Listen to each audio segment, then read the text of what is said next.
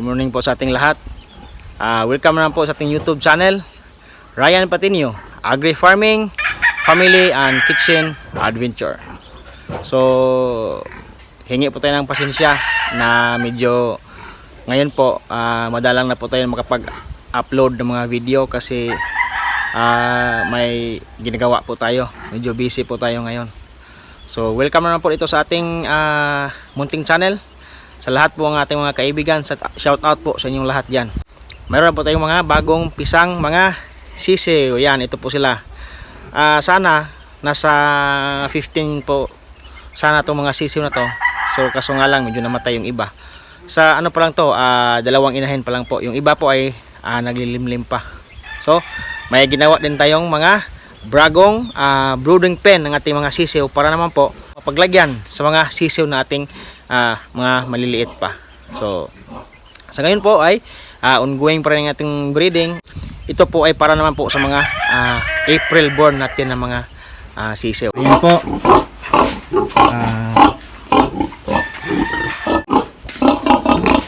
So, ito po yung isa nating inahin. Iniintay po natin kung magre-reheat ito o hindi kasi bago na ito nabulugan. Mag-iisang buwan pa lang ito bago na bulugan na inahin. Ba't mo ba kinakain yan?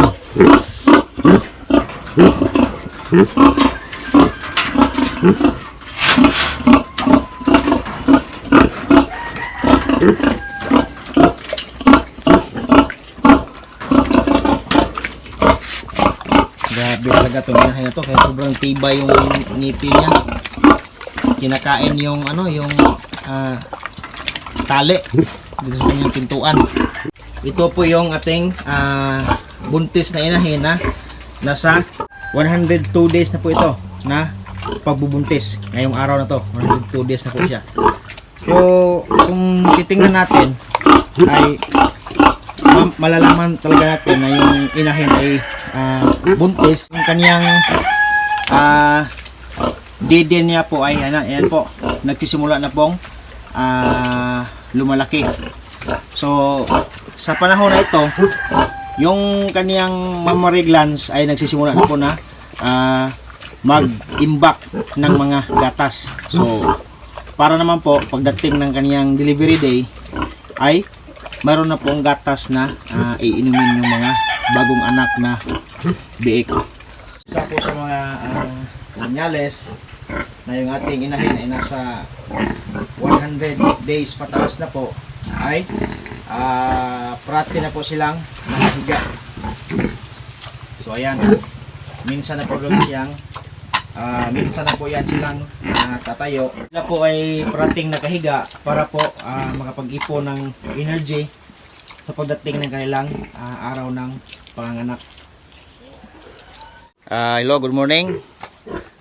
Mayroon pala tayong bisita dito na technician mula po sa Priguglak dito po sa probinsya namin sa Bohol. Itong pangalan no?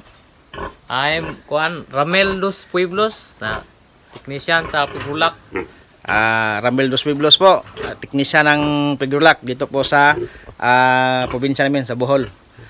Bumisita pala siya dito kasi mayroon tayong mga inahin kaya nag-survey sa mga babuyan para naman po makapag-report sa kanilang opisina sa mga kanilang gawain dito sa field. So, salamat naman tayo na nabisita po tayo ng ating kaibigang si Ramel kahit konti lang yung ating mga baboy dito kasi hindi pa po sila ng anak. At least naman po pumunta po siya dito. So, ngayon po salamat po si Ramel sa pagpunta dito sa ating munting bahay sa mga babuyan natin dito.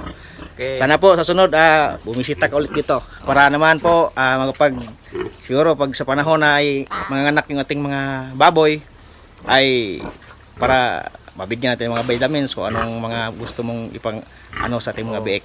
Kasi marami namang mga advice galing sa inyo kung paano naman natin palalakihing mabuti yung mga biik natin. So, nandito na lang po. Salamat. Si Ramel, salamat po. Salamat. Salamat. Sir. Okay. Salamat. So ayan po, ito po yung mga bagong pisang sisiw po natin. So dito po sa magkapatid na to ay ano sila lahat, 8 yung ano na bubuhay. Pero nasa 13 po sila lahat, kung hindi lang po namatay yung iba. Kasi yung iba kasi yung namatay kasi kapag tapos pong nung ano, habang naglililim po yung kanilang nanay ay biglang natuyuan po ng parang amniotic fluid yung sa loob ng itlog. Kaya kapag natuyo po yung parang amniotic fluid na nasa loob ng itlog ay ma-dehydrate po yung ating mga sisiw. Titigas po yung kanilang yung ating eggshell. Kaya po mahihirapan na po silang makalabas sa eggshell. So yung iban yan nakikita natin, kaya tayo na mismo po yung nagbibiyak ng mga sisiw at saka inilagay natin sa loob ng dibdib ng kanilang nanay. So dito naman po ko sa kabila, meron pong dalawa dito. Sana mga lalaki to, kasi kapag gold kasi matagal po natin malalaman kapag sila ay lalaki or babae, kasi hindi po katulad ng mga pula at saka ng ibang kulay na madali nating malalaman kapag sila ay lalaki kapag medyo mangingitim yung kanilang dibdib. Pag sa gold kasi wala pong kulay, itim yung lilitaw. So siguro after 1 month and a half at saka 2 hanggang 2 months ay ma-identify na natin yung ano sila, lalaki ba or babae. So ayan po sila. Ito naman po ay 5 po sila lahat, ay 6 pala. Kaso namatay yung ibang sisiw. Ganun din na dehydrate kasi medyo mainit ito sa amin. Habang naglilimlim po yung kanilang nanay ay natuyuan po ng parang amniotic fluid. Yan po yung amniotic fluid, yan po yung nagbibigay ng lubricant sa ating mga sisiw habang sila po nasa loob ng itlog. So out of 6, ito lang po yung natira. So ang total po nating mga bagong sisiw ngayon so far sa mga dalawang inahin ay nasa 10 po. So ayan. Ito na po yung ating breeding pen. Nilagyan na po natin ng mga screen sa gilid. Ito po, at saka yung kanyang sahig ay screen din. At saka yung division sa gitna ay screen din. So ayan. Naka-layout pa yung ating screen kasi hindi pa po natin nalagyan ng pako. So ngayon po ay atin na po itong ipapako para matapos na po itong lagyan ng sahig at saka yung kanyang mga bubong.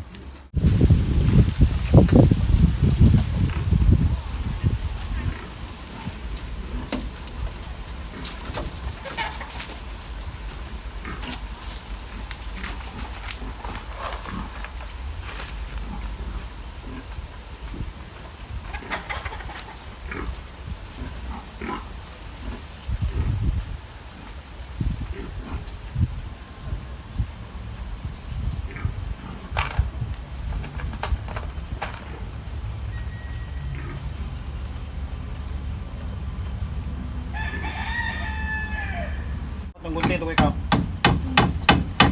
God, Chief.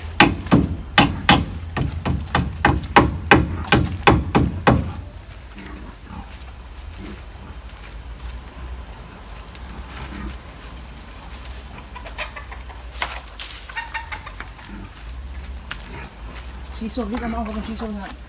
Gidani mo galing ha.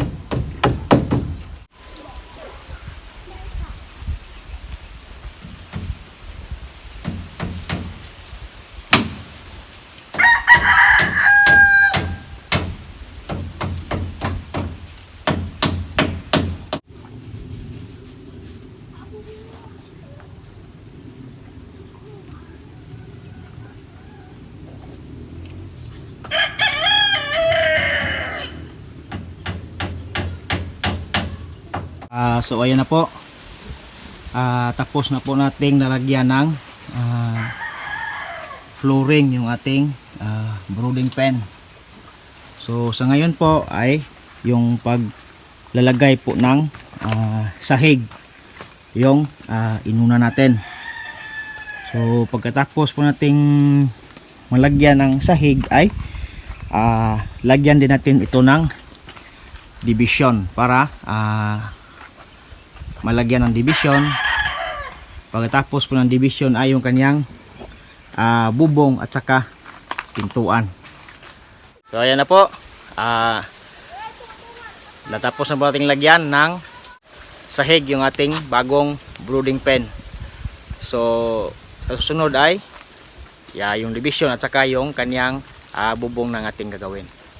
So salamat po sa inyong panonood, at sa mga hindi pa po nakasubscribe, subscribe na po kayo sa aking YouTube channel. Ryan Patinio po, Agri Farming, Family and Kitchen Adventure. Hanggang dito lang po, at happy farming po mga kaibigan. Bye bye.